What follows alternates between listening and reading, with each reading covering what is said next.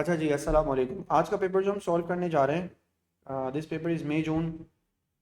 ये पेपर हमारे सामने है एंड दिस इज़ मई जून 2025। ये एक पेपर है आपके सामने और अब हम इस पेपर को सॉल्व करने जा रहे हैं। नंबर वन सर, यहाँ पे कुछ इंपॉर्टेंट नोट जो मैं आपको बता रहा हूँ आप उसको देखते जाइए। लिखा हुआ है, Ahmed and Betty are in partnership, they plan to convert the business from the partnership to limited company. A and B will be shareholders. A and B are in partnership. They plan to convert business to form to a limited company. What is the benefit of Ahmed and Betty as a shareholder? Disputes between them will be resolved by annual general meeting. Their proposal assets are protected. Their personal assets are protected. Yes, yes, ये benefit हो जाएगा इनको। ये unlimited liability से limited liability की तरफ convert हो जाएंगे। साथ कुछ कह रहे हैं, साथ कुछ कह रहे थे। फिर आगे लिखा हुआ है क्वेश्चन में, their personal finances are not separate from those of the company, the value of the shares will increase. ऐसा कुछ नहीं है sir, B is the answer. I hope thumbs up, B समझ में आया ना सबको। वो कह रहा है पार्टनरशिप से अनइनकॉर्पोरेटेड बिजनेस से एक इनकॉर्पोरेटेड बिजनेस की तरफ मूव हो रहे हैं, तो उसका फायदा क्या है, ये है फायदा। सादिक कह रहा है sir, yes sir. Disputes between them will be, इनके दरमियान के डिस्प्यूट्स को सॉल्व कराने के लिए क्या आप एक साल इंतजार करेंगे एनुअल जनरल मीटिंग का? अनलिमिटेड लाइबिलिटी से बच जाएंगे। सादिक सही है। आगे लिखा हुआ है sir, what is the correct double entry to record the goods taken for personal use? Drawings debit, purchases credit. अगर कहीं ऐसा लिखा हुआ है ड्राइंग्स डेबिट और परचेजेस क्रेडिट तो आप उसको टिक कर देंगे, तो सर आपका आंसर बी हो गया। लिखा हुआ है which accounting concepts are applied when depreciating non current assets? Consistency, matching principle. Consistency भी चाहिए होता है, मैचिंग प्रिंसिपल भी चाहिए होता है, प्रूडेंस भी चाहिए होता है। 1 2 3, अगर 1 2 3 कहीं है तो आप उसे टिक करेंगे, है ना? 1 2 3 या सी 1 2 4? 1 to 4। 1 2 4, वन तो टू आंसर फोर आपका क्या आ गया sir? C. Which account balance will be credited in the column of trial balance? इनमें से कौन सा क्रेडिट साइड पर जाएगा? एसेट और एक्सपेंस डेबिट होता है, लाइबिलिटी कैपिटल रेवेन्यू क्रेडिट होता है। कैरेज सी inwards debit, carriage outwards debit, purchase credit. Return credit, तो ये क्रेडिट साइड पर जाएगा। सेल्स रिटर्न डेबिट होता है। अब देखें, एक वो पेपर था जो हम पहले कर रहे थे और एक ये पेपर है, सो इट डिपेंड्स कि एग्जामिनर का मूड भी क्या है। The financial statements are prepared using the following. Purchase of the machinery included 450 repairs to the machinery. लिखा हुआ है lighting and heating included 250 for the wiring of the factory extension. लिखा हुआ है carriage inwards included 45 for the delivery of new motor vehicle. What will be the amount of decrease in non-current assets when capital and revenue items are treated correctly? Ignore the depreciation. सही है। पहली बात तो ये कह रहा है 450 आपके रिपेयर्स टू मशीनरी के अंदर मौजूद है, यानी purchase of cost of machinery के अंदर आपने 450 इंक्लूड किया हुआ है, तो आप इसमें से 450 को तो निकाल देंगे। Lighting and heating included 250 for the wiring of the factory extension. Factory extension की वायरिंग में आपने लगाया, तो इसको तो आप 250 इसमें ले जाके ऐड कर देंगे। Carriage inwards included 45 for the delivery vehicle of the new machinery, तो आप इसके अंदर ले जाके न्यू मशीनरी का 45 इसके अंदर इंक्लूड कर देंगे। आंसर निकालिएगा जरा, एनीबडी? 155। फिर से बताना। 155। 155, तो सर ए आंसर हो गया। अब शायान को अगर बात समझ में आनी है तो वही कि वो इसका इफेक्ट मांग रहा है, वो बोल रहा है व्हाट इज द इंक्रीज और डिक्रीज, तो ये जो माइनस प्लस है इससे आंसर निकलेगा। तो 145 का क्या है शायान, डिक्रीज या इंक्रीज? डिक्रीज है। डिक्रीज है सर, 155 का डिक्रीज आएगा सर। आगे बढ़ते हैं sir. What is the purpose of depreciating non current asset? To allocate cost over its useful life. Yes, yes. तो सर पहले वाले पे टिक कर देंगे। मार्केट वैल्यू नहीं रिफ्लेक्ट करता, रिप्लेसमेंट कॉस्ट नहीं रिफ्लेक्ट करता, रिजर्व फंड्स फ्यूचर रिप्लेसमेंट्स के लिए नहीं करता। The non current asset of the business are shown in the table. Cost है, एक्यूमुलेटेड डेप्रिसिएशन है, carrying value. During the year non current assets costing 1,10,000 were bought, non current assets with the carrying value 20,000 were sold. What was the depreciation charge for the year? Baseline है sir, एनबीवी का एक account बनाइए, revaluation method इस्तेमाल कर लें। क्यों ऐसा कर रहा हूँ मैं रीवैल्यूएशन मेथड पे क्यों जा रहा हूँ? जिस एसेट को बेचा है मुझे उसकी सिर्फ कैरिंग वैल्यू पता है, उसकी कॉस्ट नहीं पता, तो सर क्या करना चाहिए? करना ये चाहिए 2,40,000 को यहाँ लिखना चाहिए। साल में आपने क्या खरीदा है सर? 1,10,000 की चीज़ को सर यहाँ लिखना चाहिए। फिर सर आपने क्या बेचा है साल में? साल में आपने 20,000 की चीज़ को बेचा है सर, यहाँ लिखना चाहिए। पैसा 2,25,000 यहाँ पे लिखे हुए, तो यहाँ पे आके आप इसके अंदर मेंशन करेंगे 2,25,000 और यहाँ आ जाएगा आपका डेप्रिसिएशन। कहिए सर आपने एंडिंग डेट शुरू में लिख दी है 225 सॉरी, बीडी मैंने में। रिवर्स कर दिया सर इसको। सर इसको यहाँ लिखेंगे आके 2,25,000। सही है sir, thank you very much, मेरी गलती। यहाँ लिखेंगे और यहाँ लिखेंगे सर आप आगे इसके अंदर 3,60,000। डेप्रिसिएशन निकाल लीजिए सर। सर 240 आएगा ना, 240,000 टू 240,000 240 240,000 डेप्रिसिएशन निकाल लीजिए सर इसकी। 75,000 75,000 सर इसकी डेप्रिसिएशन आएगी। तो सर डी इसका आंसर आ गया 7, राइट। आगे बढ़ते हैं sir. After the profit for the year was calculated the following errors were discovered. Profit calculate होने के बाद discount allowed 550 was recorded as discount received. Allowed करना था आपने, रिसीव रिकॉर्ड कर दिया। तो आप इनकम में से भी गिराएंगे 550 और एक्सपेंस में बढ़ाएंगे भी 550, तो आपका प्रॉफिट -11 1100 से डिक्रीज होगा। Very good Ashish. Rental income 3500 was recorded as an expense, ये भी रिवर्स होगा। क्या करूं इसको, प्लस करूंगा 7000। सही है अब्दुल राफे बेटा, ये पेपर है मई जून 2025। 7,000 से आप इसको प्लस करेंगे। Wages 450 were recorded as 5400। Wages आपने ज़्यादा की रिकॉर्ड कर लिए हैं, तो दोनों का डिफरेंस लेंगे, डिफरेंस आएगा 900 का, 900 में आप इसको प्लस कर देंगे, राइट। तो पहली वैल्यू आपकी कितनी आएगी, पहली वैल्यू आएगी आपके पास 1000, 1100, फिर आएगी 700, फिर आएगी 900। इन तीनों को आप प्लस कर लें। आंसर बताइएगा इसका। 1100 माइनस 700 प्लस फिर 7,000 प्लस और फिर आप क्या करेंगे सर, फिर आप 900 प्लस। आंसर बताइएगा सर इसका। डी आएगा, इंक्रीज बाय 5800 3 6800 800 6800 इंक्रीज या decrease? Increase. Increase, D answer है। यस चलें जी। अब business suspense account appears as follows. Discount allowed opening sales और क्लोज भी हो गया। लिखा हुआ the total had been 100 less than the total credit side of the trial balance, which statements are correct? इनमें से कौन सी स्टेटमेंट करेक्ट है? Total debit had 100 less than the total credit in the trial balance, क्या ये सही है?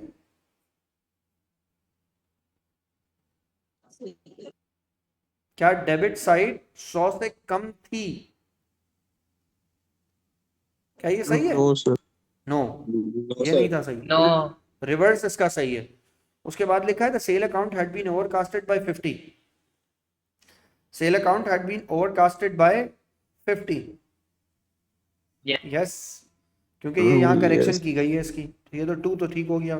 The discount allowed had been overcasted by 150, क्या ये सही है स्टेटमेंट? एनीवन? यस सही है, ओवरकास्ट वाली बात सही है, क्योंकि फिर आपने Yes. डिस्काउंट अलाउड को कम किया है, तो उसको डेबिट किया है। तो सर 3 भी सही हो गया, तो इसका मतलब है 2 2 एंड 3। सर सी आंसर आ गया। भाई किसी को कोई शिकवा है तो बोलो। 2 बच्चे जवाब दे रहे हैं यस नो, बाकी सब चुप हैं। क्यों भाई? आई थिंक आ रहा है सबको, या तो हुजैफा बात समझ में आ रही है? दुआ बात समझ आ रही है? 1 समझ नहीं आया। 1 कौन सा? Question number 1 Sadiq.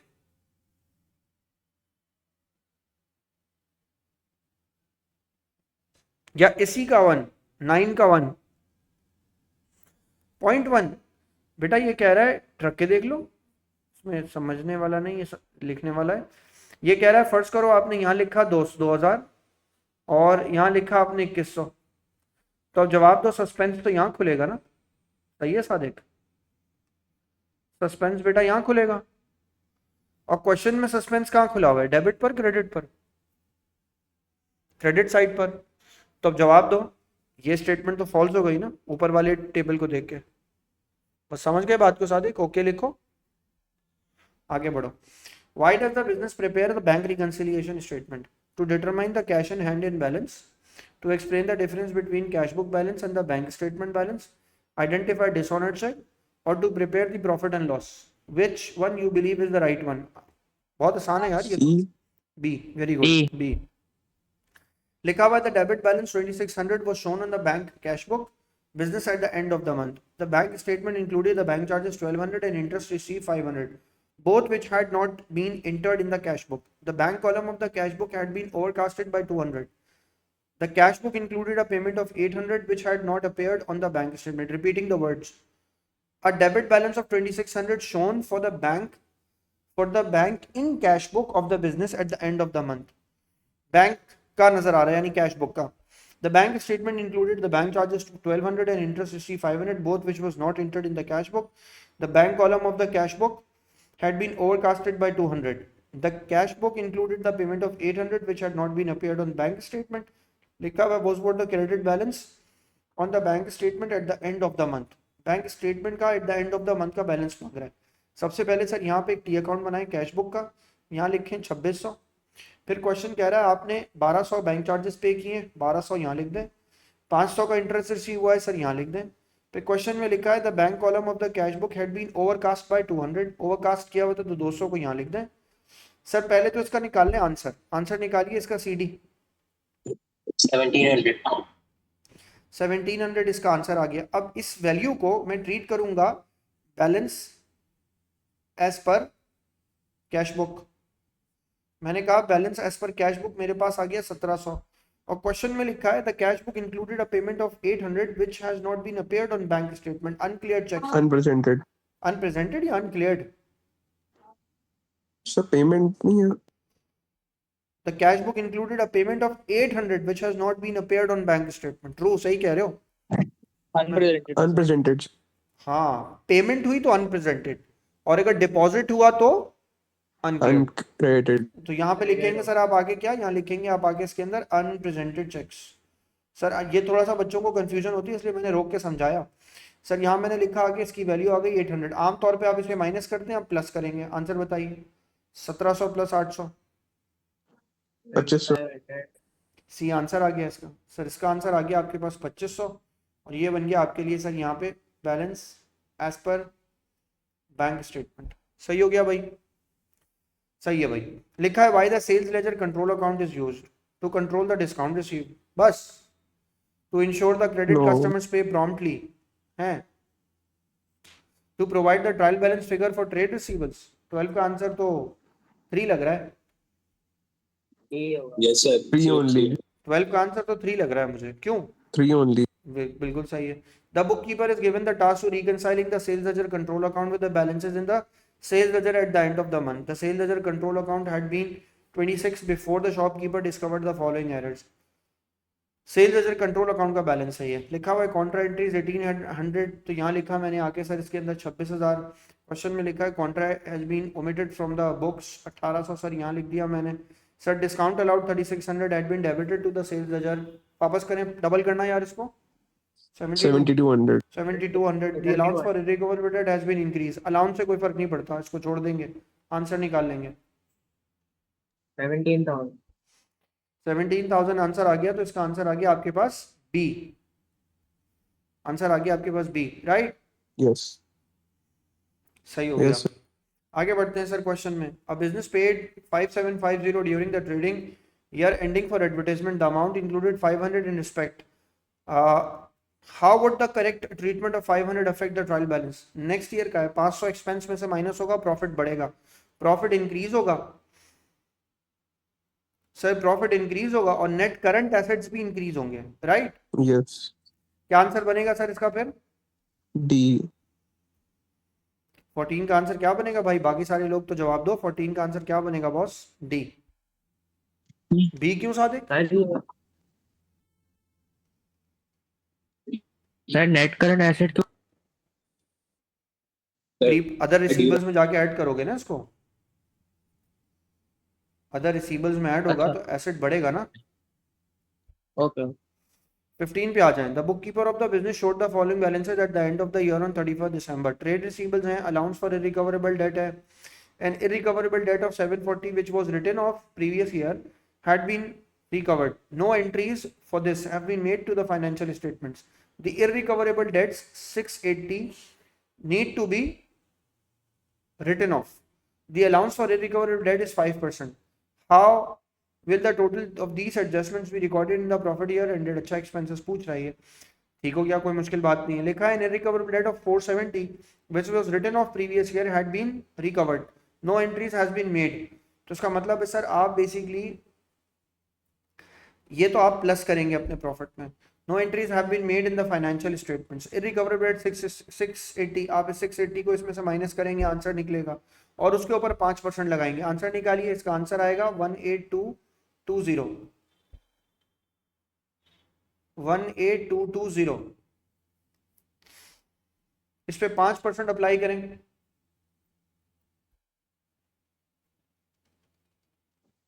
सर 18140 और इसका आंसर आएगा सर 18140, 18140। सर इसका आंसर आ गया। 907। मैं बात नहीं समझा, 18140 कैसे, क्या मतलब? सर वो सर 18 सर वो ट्रेड रिसीवेबल 18140। 18140 सही है। आंसर बताओ इसका 5% लगा के। 907। 907। अब जवाब दो, इन दोनों का डिफरेंस निकालो। 147। 147 से सर आपका एक्सपेंस बढ़ रहा है, ये आपका एक्सपेंस हो गया। तो एक एक्सपेंस आपका कितने से आया? एक एक्सपेंस आपके पास 680 से आया और एक एक्सपेंस आपका 147 से आया। सर जरा इसका आंसर निकालिए, आंसर निकालिएगा इसका। 680 प्लस 147, 827। 827 सर इसका आंसर आ गया। अब ये जो 827 आपका आंसर है, ये बेसिकली आपका एक्सपेंस है, मगर आपकी इनकम भी जनरेट हुई है। तो 827 माइनस 470, आंसर बताइए। 357 357। 357। सर 357 से क्या आया आपका? एक्सपेंस। 357 से आपका एक्सपेंस हो गया। सर आगे बढ़ते हैं क्वेश्चन में। After preparing the financial statement of the sole trader, the following items were discovered. Drawing consisted of the goods taken for own use at their sales value of 12,000. The owner applies a markup of 50% on all cost goods sold. Profit for the year included an insurance expense of 7,500. 1/3 was the owner's health insurance. इसकी जो एक 1/3 है वो the owner's health insurance है। Sir लिखा है what is the effect on profit after the correcting these? Drawings consisted of goods taken for own use at sales value 1200. The markup applies. Simple है यार, 12,000 पे मल्टीप्लाई करें इसको 50 upon 150 से, 4000। तो इसका आंसर आपके पास आ गया 4,000। 4,000 ड्रॉइंग्स में 4,000 कंसिस्टेड ऑफ गुड्स टेकिंग, तो 4,000 की ड्रॉइंग्स गलत है, तो ड्रॉइंग्स को आप क्या कर देंगे? कम। सही कह रहा हूं मैं? Yeah. ड्रॉइंग्स को कर देंगे कम। आगे लिखा है the profit for the year included insurance expense of 7,500। 1/3 was owners health insurance, 1/3, तो 7,500 मल्टीप्लाई बाय 1/3। आंसर निकालिएगा इसका।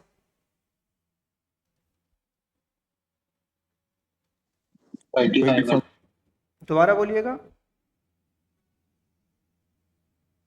2500। सर इसका आंसर आ गया आपके पास 2,500। तो अब क्वेश्चन पूछ रहा है what is the effect on profit for the year after correcting these, क्या होगा?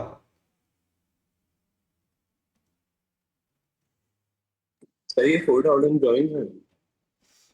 अब पता है क्या, मैं बात समझ रहा हूँ, सबको इसी में सर प्रॉब्लम ए हो। सर हाँ ए क्यों? क्योंकि देखो बेटा, कॉस्ट ऑफ सेल्स में ना आपने गुड्स की ड्राइंग 12,000 की माइनस की हुई, 12,000 के बजाय वो 8,000 की माइनस होनी चाहिए थी।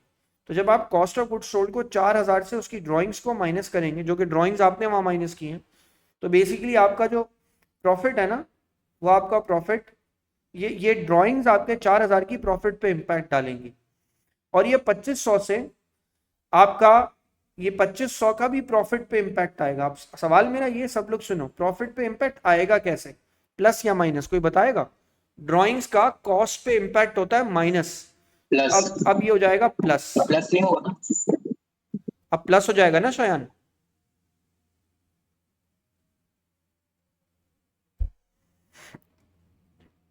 बोलो शयान, हाँ या ना? सर बैकवर्ड जा रहे हैं। पूछो अशस, बोलो। प्रॉफिट माइनस होगा ना, प्लस कॉस्ट ऑफ सेल करेंगे, बढ़ जाएंगी।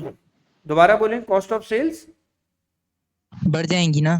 कॉस्ट ऑफ सेल्स बढ़ेंगी तो जब प्रॉफिट क्या ड्राइंग होगा, ड्राइंग कम माइनस, होगी तो कॉस्ट ऑफ सेल बढ़ जाएगी तो प्रॉफिट रिड्यूस हो जाएगा। सही हो गया। और ये 2500 ड्राइंग्स में चले जाएंगे तो इनकी वजह से प्रॉफिट क्या हो जाएगा, बढ़ जाएगा। सही है, हाँ या ना? जी सर। तो अब जवाब दीजिए, इसका टोटल रिजल्ट क्या निकला, 1500। 1500 नेगेटिव। अगर 1500 नेगेटिव तो इसका मतलब है आपको यहां आंसर क्या लिखना है, 1500 डिक्रीज, राइट? सर ये जी ड्राइंग्स सर। वाला वापस समझा दो। बेटा कॉस्ट ऑफ गुड्स सोल्ड में आपने ड्राइंग्स लिखी हुई होंगी ना, बोलो अली, ड्राइंग्स क्या कॉस्ट ऑफ गुड्स सोल्ड में होती हैं? Yes sir. तो जवाब दो, कॉस्ट ऑफ गुड्स सोल्ड में ड्राइंग्स पहले लिखी हुई है 12,000 से, आपको लिखनी चाहिए थी 8,000 से। तो जब आपने 12,000 से लिखी तो अब आपको 8,000 पे लाने के लिए 4,000 को इसमें से क्या करना पड़ गया, माइनस। आ रही है बात समझ में? यस सर ठीक तो है। कॉस्ट कम हुई, तो कॉस्ट कम हुई तो जवाब दो, ड्राइंग्स कम हुई या कॉस्ट कम हुई? ड्राइंग्स कम हुई है ना, बोलो हाँ या ना? ड्राइंग्स कम हुई ये तो जवाब दो, जैसे ही ड्राइंग्स कम हुई वैसे ही कॉस्ट ऑफ गुड्स सोल्ड क्या हो गया, बढ़ गया या कम हो गया? बढ़ जाएगा। तो कॉस्ट बढ़ गई तो प्रॉफिट कम हो गया। आ गई बात समझ में? Yes sir. बात क्लियर है? अब क्लियर? बोलो ना हाँ या ना, अब तो बोलो। यस सर जी जी। लिखा हुआ L&M are in partnership, which item should appear in the partnership appropriation account. Huzaifa, तीन बॉयज कैसे हैं वो, सब ठीक है? जी सर। बिल्कुल, जी सर परफेक्ट। से माई रिगार्ड्स टू देम। मैं उन्हें कल परसों में किसी टाइम पे पिक करूंगा, तुम्हें भी। लिखा हुआ L&M आर इन पार्टनरशिप, ऐसे ही पिक करूंगा यार, पिज्जा खिला दूंगा तुम लोगों को। लिखा हुआ विच item should appear in the partnership appropriation account, additional capital contributed bye M, cash drawings L&M during the year, salary due to L, salary paid to M sister. Which item appear in the partnership appropriation account? Additional capital contributed by M, cash drawings of L, no, salary due to L, salary paid to M sisters. M sister की salary क्यों लिखेंगे इसमें? Sir answer क्या आएगा इसका, salary due to L। सही कह रहा हूं मैं? 17 का सी। थम्स अप तो दो यार, कि मेहनत से पढ़ा रहा हूँ कि कम से कम एमसीक्यू अच्छे। कोई पढ़ा रहा तुम लोगों को आजकल? सब लोग तो छुट्टी करके बैठे होंगे, मैं कम से कम पढ़ा रहा हूँ यार, एक्नॉलेज तो करें, यस सर, नो सर, कुछ तो बोले। लिखा 18, V and Paul are in partnership sharing profits and losses in the ratio of 3:5 respectively. The partnership profit for the year was 2,50,000। 2,50,000 का जो है ना वो पार्टनरशिप का प्रॉफिट है। Appropriation account for the year included the following information. Total interest on the partnership drawings is 12,000. Interest on partners capital contribution जो है वो 18,000 की है। What was Paul shares of residual profit, residual profit बताना है आपको इसका। लिखा हुआ है V and P are in partnership sharing profits and losses in the ratio of 3:5 respectively. Partnership का प्रॉफिट आ गया सर आपके पास 2,50,000। Total interest on partners drawings आ गया आपके पास सर 12,000। 12,000 को आप प्लस कर देंगे और total interest on partners capital drawing आपके पास आ गया 18,000। 18,000 को आप माइनस कर देंगे। सर इसका आंसर बताएंगे, आंसर बताइए। 244,000 सर इसका आंसर। 244 क्यों आएगा? हाँ 244 आएगा, बिल्कुल सही, सॉरी 244 ही आएगा। 244 आएगा। लिखा हुआ है पॉल का रेजिडुअल प्रॉफिट बता दीजिए भाई, पॉल का रेजिडुअल प्रॉफिट 91,500। 91,000 कितना रेशो है, 3/5 से ना, 91,500। 3/8 होगा ना। 3/8 होगा। वेरी गुड, 3/8 होगा सर। 3/8 से मल्टीप्लाई करेंगे तो आंसर आ जाएगा। विच item will be shown in the companies statement of changes in equity. Which item will be shown in companies bonus issue of ordinary shares. Which item will be shown है तो bonus issue of ordinary shares, issuance of debenture नहीं आता, proposed dividend of the ordinary share and upward revaluation of the company's non-current asset। 1 and 4 B। The table shows the company's equity, ordinary share capital $1 each, premium आपके पास आ गया account का, revenue reserve आ गया आपके पास 1,60,000 का, changes now to be made in equity in the following: 1/4 of the bonus issue, right issue 1,000 ordinary shares of $1 each at 1.5. Company wishes to maintain the reserves in most flexible form. ठीक हो गया, कोई मुश्किल बात नहीं है. Question कह रहा है 1/4 बोनस इशू किया आपने. 1/4 बोनस इशू का मतलब है 2 लाख को आपने मल्टीप्लाई किया 1/4 से. आंसर क्या आ गया आपके पास? 50,000. तो 50,000 1/1 सर आपके पास यहाँ पर आके ना, यहाँ पर सर आके one bonus one one 1/1 one sorry, for one आज मेरी ना तबीयत ठीक नहीं है बॉस. 1/1 का मतलब ये 2 लाख. एक्चुअली मुझे संडे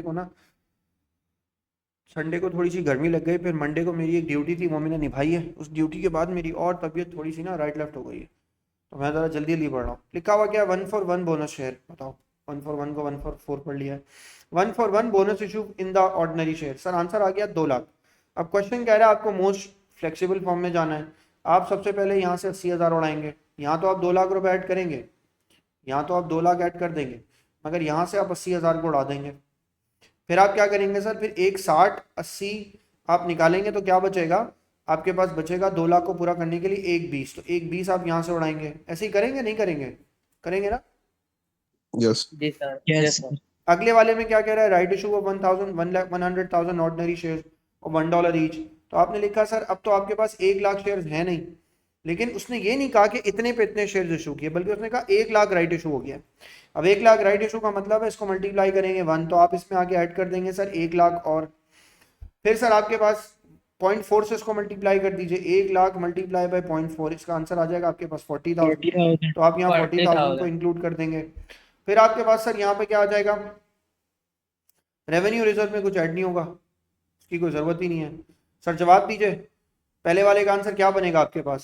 5 लाख. 5 लाख. 2 हैं 5 लाख वाले, ये 2. अब 5 लाख के बाद 80,000 और प्लस 40,000 क्या बनेगा? माइनस 80,000 ये और होगा 40,000. 40. ये हो जाएगा. ये हो जाएगा सर, ये हो गया आंसर. सही हो गया. और रेवेन्यू रिजर्व भी यही बन रहा है वैसे, 40. आगे बढ़ते हैं. 21 the company had the following balances in December. Inventory given है, ट्रेड रिसीवेबल है, अलाउंस फॉर रिकवरेबल डेट है, बैंक ओवरड्राफ्ट है, कैश इन हैंड है. करंट रेशो आपके पास है 2.5. What was the value of trade payables at 31 December 2020? सही है सर, कोई मुश्किल बात नहीं है. करंट एसेट्स की वैल्यू निकालें. पहले तो आप ये देखेंगे आपका आंसर आ रहा है 2.5 इक्वल्स टू. इन्वेंट्री की वैल्यू लिखेंगे सर आप यहाँ लाके 31,000. रिसीवेबल्स की वैल्यू आप यहाँ लिखेंगे आके 88,000. अलाउंस को आप इसमें से क्या कर देंगे? अलाउंस को आप इसमें से कर देंगे सर माइनस. बैंक ओवरड्राफ्ट को आप इसमें से क्या कर देंगे? बैंक ओवरड्राफ्ट को आप इसमें से नहीं, बैंक ओवरड्राफ्ट जाएगा नीचे सर. बैंक ओवरड्राफ्ट को आप नीचे ले जाएंगे, माइनस मत कीजिएगा खुदा के लिए. फिर सर कैश इन हैंड है, कैश इन हैंड को आप इसमें कर देंगे सर इसमें आके प्लस. अब नीचे जाएंगे तो बैंक ओवरड्राफ्ट की वैल्यू आपके पास कितनी आ रही है? बैंक ओवरड्राफ्ट की वैल्यू आ रही है आपके पास 9,000 प्लस आप कर देंगे उसके अंदर एक्स. मूव कर दीजिए, मल्टीप्लाई कीजिए, क्रॉस मल्टीप्लाई. आंसर बताइए मुझे इसका, जल्दी से आंसर बताइएगा 21 का.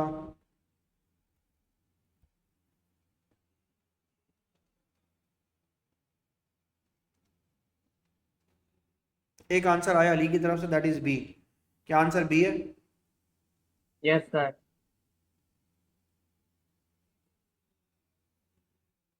39,800 का. ज्यादा कोई बोंगा तो नहीं हो गया होगा बेटा? 2.5 को नीचे ले आते, 9 प्लस एक्स को यहाँ ले जाते, आसान हो जाएगा क्वेश्चन, जल्दी से हो जाएगा. मेरे ख्याल से बहुत से लोग सोच रहे हैं इसको. क्या मैं सही कह रहा हूँ? क्या मैं सही कह रहा हूँ?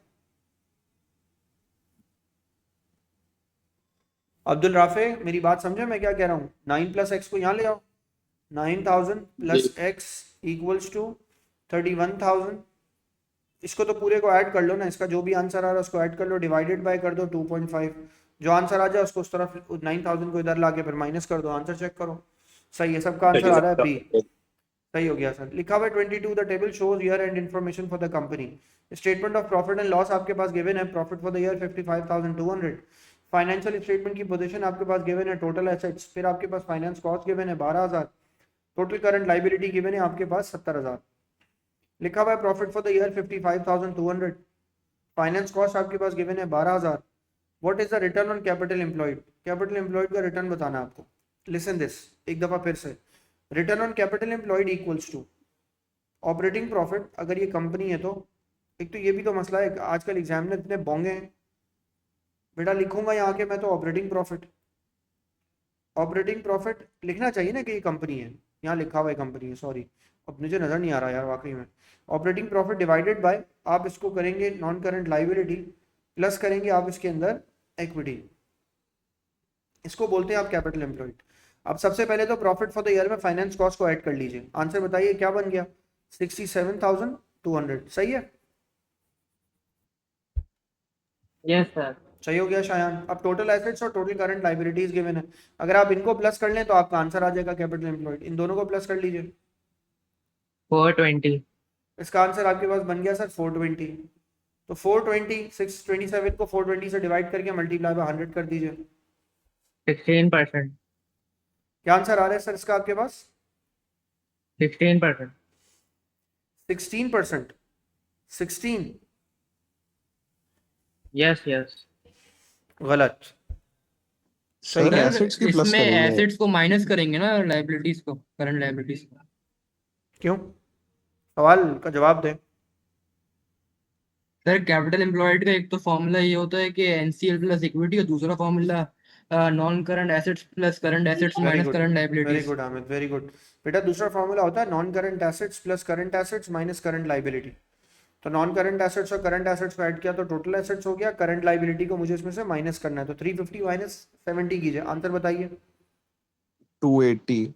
280। अब जरा 67,200 माइनस कर दीजिए, डिवाइड कर दीजिए 280 से,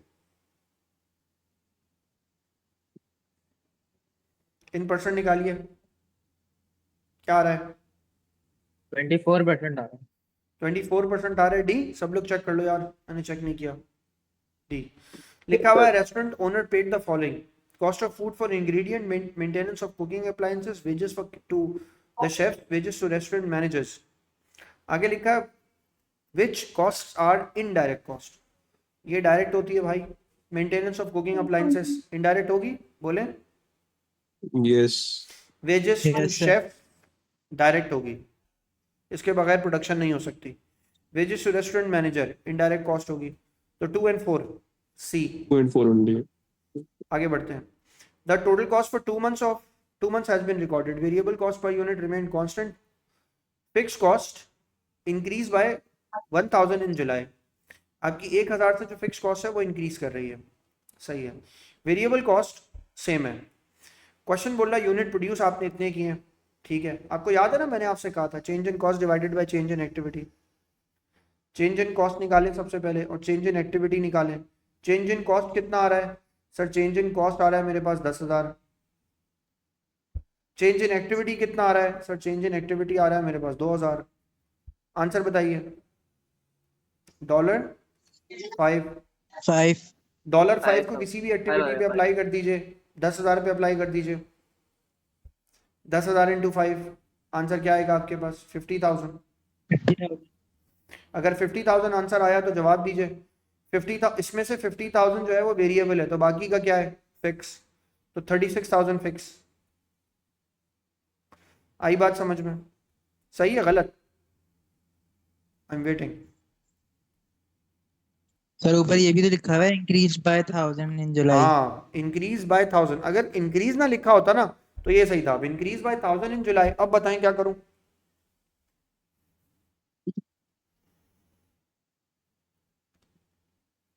कोई बंदा ये तो बताएगा ना करना क्या है? कुछ फॉर्मूले में चेंज लाना पड़ेगा ना बॉय। ये जो ऊपर मैंने लिखा है, ये मैंने लिखा है change in cost divided by change in activity in output. क्या चेंज लाऊं? सी होगा शायद. कैसे सी? हाउ? 86,000. बोले बोले। सर हम डिफरेंस ही लेंगे कॉस्ट और आउटपुट का। ले लिया ना, मैंने लिया, मैंने कहा 10,000 कॉस्ट डिवाइडेड बाय कितना आउटपुट? 2,000 का आउटपुट। तो क्या आंसर आ गया? $5। यही है ना? तो मैंने $5 को 8,000 से मल्टीप्लाई किया, आंसर बताओ। 44. 40,000 आया 40 आएगा। सर, इसका आंसर आ गया 40,000। अगर आंसर मेरा 40 आ गया तो जवाब दीजिए 40 और 76 का डिफरेंस कितने का है?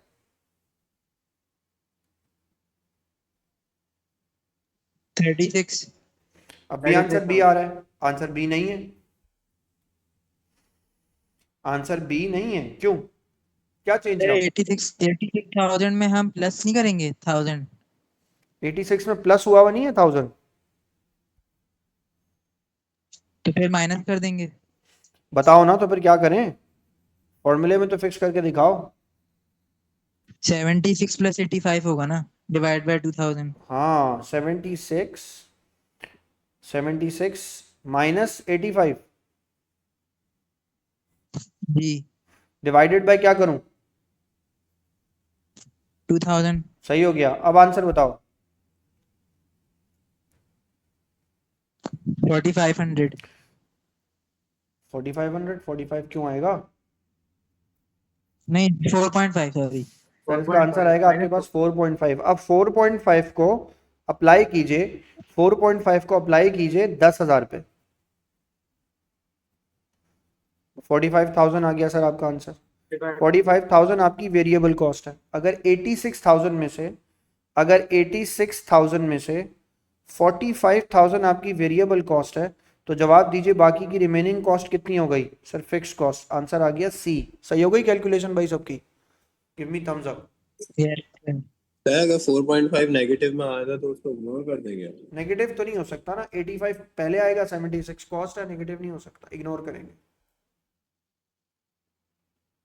अब चलो आगे बढ़ते हैं।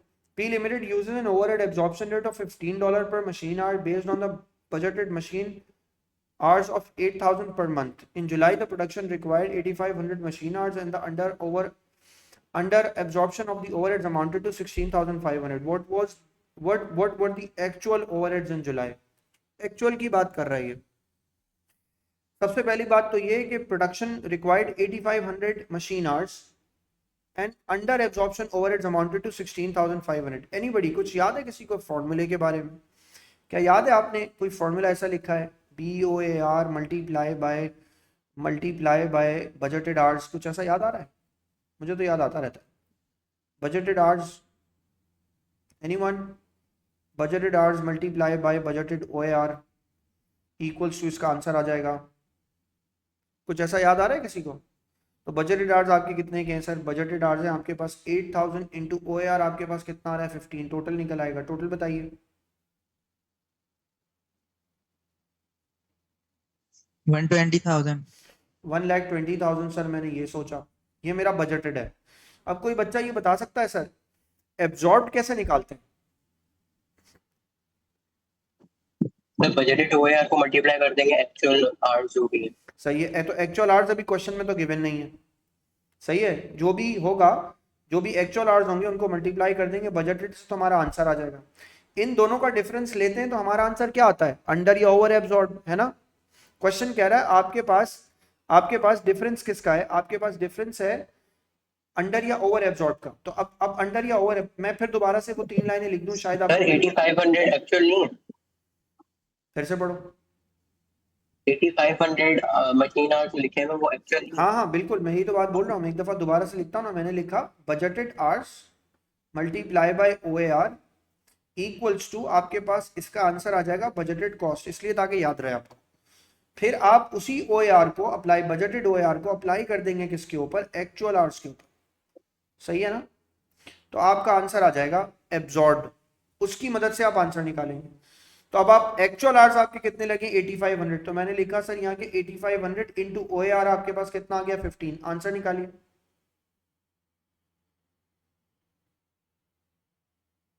127,500। 127,500। अब ऊपर वाले का प्लीज सॉरी दोबारा से आंसर बताइएगा बजटेड कॉस्ट का। 120,000।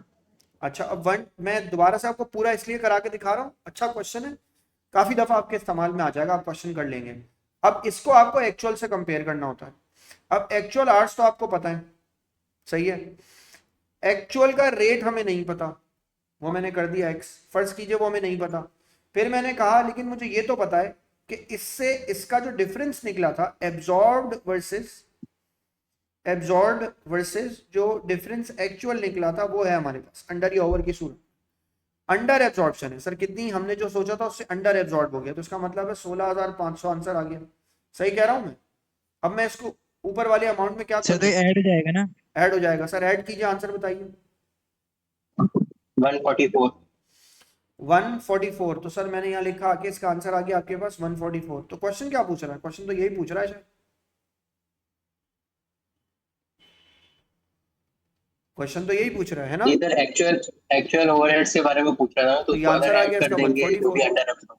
बिल्कुल। अब मेरी बात समझ में आई, अगर question actual overhead absorption rate पूछ रहा होता तो मैं क्या करता अली, मैं इसको इससे क्या कर देता, डिवाइड। आ गई बात समझ में?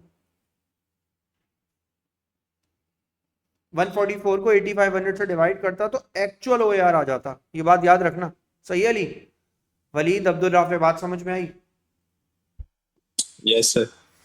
Which statement describes the purpose of overhead allocation? Assignment of the specific cost to production departments, assignment of the specific cost to the service departments, sharing out the common cost between production departments, sharing out the common cost between service departments. Which one is right? आसान है यार ये तो। A. आप service को तो खत्म करके प्रोडक्शन में ले आते हैं। लिखा हुआ है manufacturing business provides the following budgeted annual information. Direct wages आपके पास है $12 पर आवर, फिक्स्ड ओवरहेड्स हैं आपके पास 1,60,000, फिक्स्ड ओवरहेड्स हैं आपके पास are absorbed on the basis of direct labour hours, a job requires direct material costing 480 and needs $30 per hour. The business wishes to make the profit margin of 25% for this job. What is the price quoted? Simple है। सबसे पहले लिखा हुआ है business following budgeted annual information, direct wages $12 पर labour our, और आपके पास इसका टोटल ये बनता है। फिक्स्ड ओवरहेड्स आपके पास है सर 160 के, fixed overheads on the basis of direct labour hours. सही हो गया। The job requires the material costing 480 and need 30 labour hours. तो आपने ये लिखा सर 480 का तो मटेरियल आ गया, लेबर $12 पर आ रहा है, तो 30 को 12 से मल्टीप्लाई कर दीजिए, आंसर बताइए। 30 × 12 एनीबॉडी? 360। 360। सर इसका आंसर 360 इसके अंदर ऐड हो गया। अब मुझे इसके अंदर ओवरहेड्स ऐड करने हैं। Overheads are like absorbed on the basis of direct labour hours. तो मसला ये कि पहले तो मैं लेबर आवर्स निकाल लूँ। सर वो कैसे निकालेंगे? 60 को 12 से डिवाइड कीजिए, 600,000। 50,000। कितना आंसर आ गया? 50,000। 50,000। 50,000 आवर्स आ गया। अब 50,000 1,60,000 आपके ओवरहेड्स हैं, डिवाइडेड बाय आप इसे कर दें 50,000। आंसर बताइए। पर आवर क्या आया? 3.2। 3.2। सर यहाँ लिखा मैंने 3.2 multiply by how many hours? Sir ये 30 आवर्स से मल्टीप्लाई होगा। आंसर बताइए।96।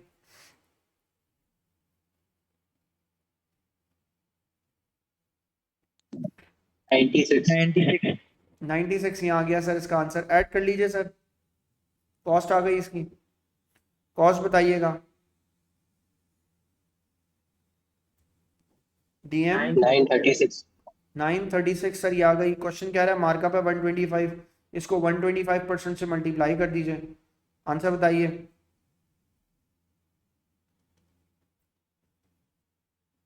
सर मार्जिन है ये। क्या करूं फिर? सब कुछ सही किया ना, यहाँ की गलती कर दी। कॉस्टिंग में यही मसला है। मार्जिन है तो क्या करूं? मार्जिन लगाऊं या मार्कअप? मार्कअप। मार्कअप लगाने के लिए जब मैंने इसको मार्कअप में कन्वर्ट किया तो markup is always higher, right? तो 25 अपॉन क्या करूंगा? 75। सही हो गया? यस। तो इसका आंसर क्या निकलेगा सर? 33.33%। तो 33.33% को आप 133.33% भी कह सकते हैं। 1238 है। क्या आंसर आ रहा है? 1248। 1248 आंसर आ गया इसका। सही है भाई? यहाँ सारी कहानी में जो ट्रिक है वो यहाँ है। क्वेश्चन में मार्जिन गिवन है और आपको मार्कअप में कन्वर्ट करना है। आगे बढ़ते हैं। Which factor would cause the variable cost line on the break-even chart not to be straight line? Which factor would cause variable cost line on the break-even chart? Bulk buying discounts from supplier. Sir A. क्यों? ऐसा क्यों? Direct क्यों बोल दिया तुमने? बोले बोले। Sir क्योंकि रॉ मटेरियल है, ये वेरिएबल कॉस्ट है।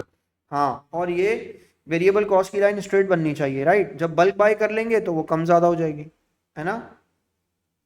यस सही हो गया। लिखा हुआ है the following information is available for the business. Budgeted fixed cost per month है, टारगेट प्रॉफिट पर मंथ है, बजटेड वेरिएबल कॉस्ट है, सेलिंग प्राइस पर यूनिट है। Fix cost are expected to increase by 500 per month and variable cost are expected to increase by $5. What was the revenue will be required to achieve the target profit? ये कह रहा है target profit निकाल के दिखाइए। Anybody? Sir पहली बात तो ये फॉर्मूला लिखना होगा, fix cost plus target profit divided by CM per unit. फिर आपके पास लिखा है फिक्स कॉस्ट की वैल्यू आपके पास आएगी सर 2000 प्लस कर देंगे सर आप इसके अंदर टारगेट प्रॉफिट आ जाएगा आपके पास 3000 डिवाइडेड बाय वेरिएबल कॉस्ट आपके पास कितनी आएगी सर 15, सेलिंग कितनी आएगी सर 40। तो आपने 40 में से 15 को माइनस कर दिया तो आंसर आपके पास आ गया 25। यहाँ इसका आंसर आएगा सर आपके पास 25। अब सुने सर, अब क्वेश्चन क्या कह रहा है वो सुने। क्वेश्चन कह रहा है fix cost to be increase by 500। आप फिक्स कॉस्ट में 500 तो ऐड कर देंगे। लिखा है the variable cost are expected to decrease by $5। अगर आपकी वेरिएबल कॉस्ट $5 से डिक्रीज कर जाए तो जवाब दीजिए आपकी कंट्रीब्यूशन $30 सर हो जाएगा। बोले बोले। इंक्रीज हुई है। हाँ, क्या लिखा हुआ है? Expected to increase. अगर डिक्रीज होता तो मैं बढ़ाता, अगर ये इंक्रीज है तो क्या कर दूंगा 20 ना। यस आंसर निकाल लीजिए। Yes, sir.